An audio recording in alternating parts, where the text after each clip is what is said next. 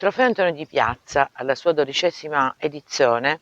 è un trofeo regionale di calcio a 5 ormai riconosciuto dal MIUR e con partnership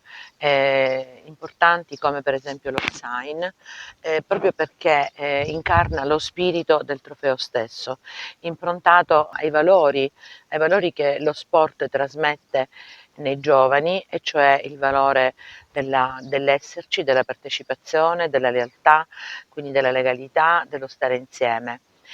Oggi più di ieri tutto ciò rappresenta un valore aggiunto per i nostri ragazzi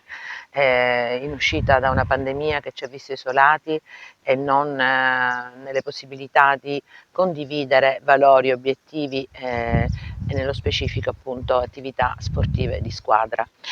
E il suo via oggi con la conferenza stampa proprio per ricordare Antonio Di Piazza, mio fratello, che ha rappresentato nel quartiere dello Zen di Palermo una figura di riferimento irrinunciabile e indimenticabile. Questo trofeo ha un grandissimo valore per me, non soltanto affettivo, ma è un valore educativo che noi vogliamo trasmettere ai ragazzi, rappresentato praticamente